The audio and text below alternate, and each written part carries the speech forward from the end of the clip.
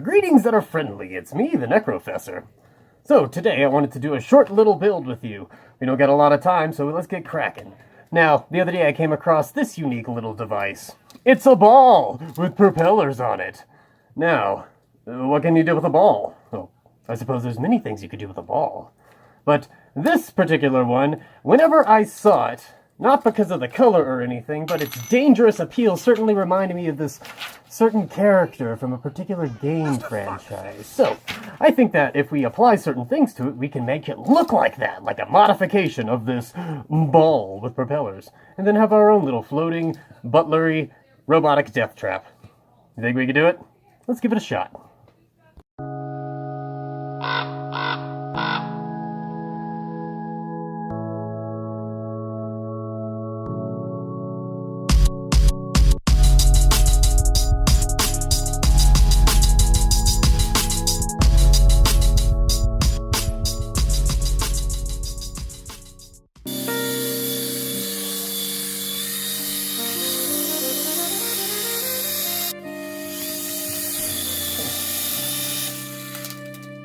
Okay, so the name of the game is Weight Consolidation. Trying to make this thing as light as possible so it does not affect the way that this thing interacts, moving up and down in the air, but still being able to spin around and be able to counterbalance itself so it doesn't go flying off in some random direction. So, foam is what we are going to need. And to do that, let's take it to the bench. Take it to the bench. So first I start plotting out the arms on the robot, and I'm not particularly focused on major details, just trying to get the shapes plotted out. I'm gonna go in there with a nice sharp blade. Every once in a while you'll see me sharpening the blade. That's what that orangey yellow thing is.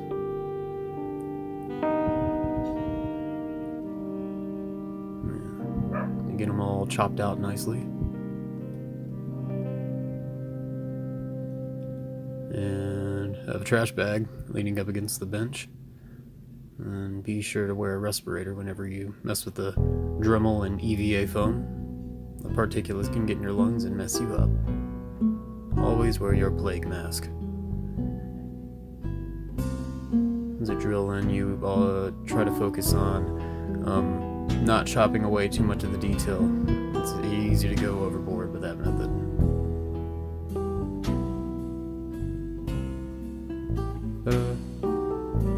And I have going in with the Dremel again. And I could spend a lot of time making it very detailed and nice and smooth, but I kind of like the rough look. Once I go over it with the paint job, it should give it a nice look of tattered metal over time. This is the Flamethrower bit. And for the circular saw, I cut out one for the arm, and once I get that shaped out, I go in there and I cut off the back texture and go in with the blade and create an opening to house the circular saw. And, this is a piece of sharpened brass that creates a nice perfect circle with them. And again, I go back in there and take off that back texture, and then go in there and make the saw blade nice and thin. And slice out the teeth.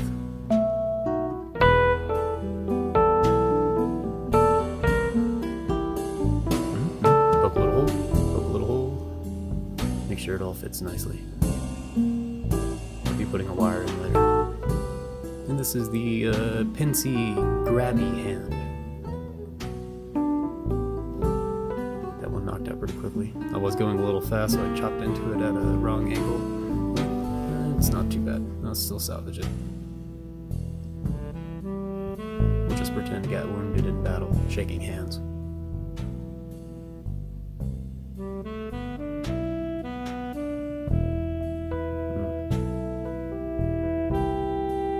back in there with the Dremel and I round out a few of the edges, parts that I want to have certain shape or tone. I'm not really focusing 100% on in-game accuracy, just trying to hit all the major beats for Mr. Handy.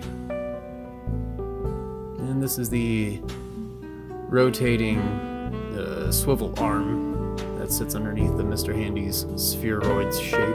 I carve out this weird Mickey Mouse looking thing, and then I cut a horizontal slit through the middle of it, where all the gizmos and gadgets on the bottom of the flying orb will be. And I'm applying some contact cement on all the major pieces, and I'm gonna let those dry for a little bit. Now let's crack this open and see what's inside. Interesting. You got one little screw housing the whole thing. You pull it out, and I am removing the LEDs on the inside. Not permanently though, I'm going to perform a elongating eye stock operation later. Mixing all of the foam pieces together with that contact cement. It's starting to take shape. I'm gonna grab some black and red wire and strip them down. These will be for the eye stalks, and I will get everything all set up and then go in there and what is known as tinning the wires, getting them ready so they can be soldered.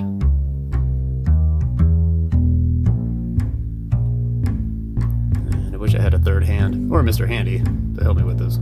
That would have been a lot easier. And I take those same LEDs and I solder longer wires onto them. My soldering job is completely atrocious. But it will do the trick for this quick build. And every so often I'll be testing out the leads to make sure that they work out. The hook-shaped bit on the LED is usually the positive side, and that helped me with determining which one was which. And then it's just a matter of getting everything ready to solder onto the board. And testing every once in a while. And there we go. Now I gotta pop some holes into the outer carapace of the spheroid shape so we can slide those LEDs in. Stabby stab action. And it's just a matter of trying to get everything put back together, which is always so much harder than taking things apart.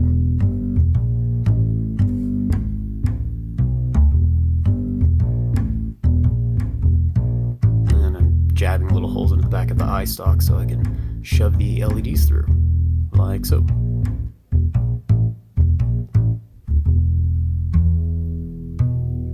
Cool. I want to make sure that the propellers don't hit them. So I take some super glue and I apply it to where I want the eye stalks to sit on the ball. Same thing with the legs.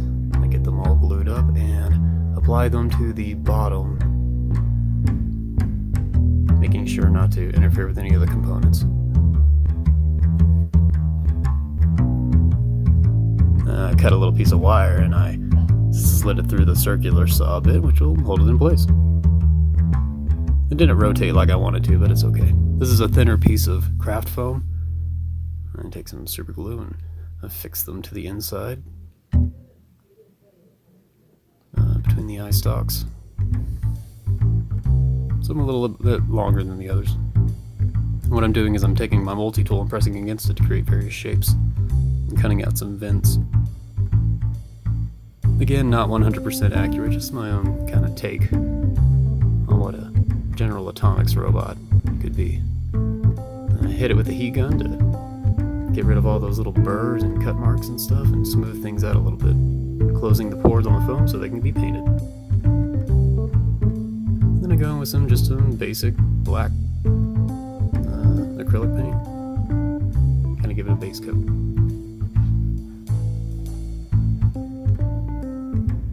Again, not focusing on the greatest job in the world. This is Silver Rub and Buff. It's a kind of a wacky substrate. And it will spread and create a very nice metallic lustery effect all over the Mr. Handy. It's actually starting to look like one now.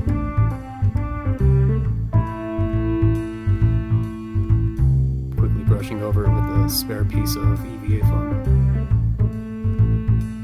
Hit it with some brown paint and make it look like it's been out there in the horrifying wasteland for at least a few hundred years. And then a few little slaps of bright orange to kind of make it look like oxidation and rust, smearing it all in with my finger. Try not to go too overboard with that. It's easy to make it look way too orange. And then it's just paint some of the extra details on the thing, such as the flamethrower. It has a yellow and a red valve on top, and some blood splatters all over the circular saw. And we're back, and it's nighttime. That was fast. Well, we finished it, and check it out. We got our own little tiny Mr. Handy. Our own little flying death trap.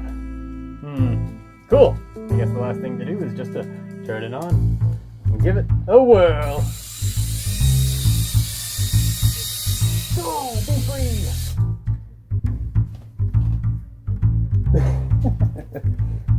To the wasteland!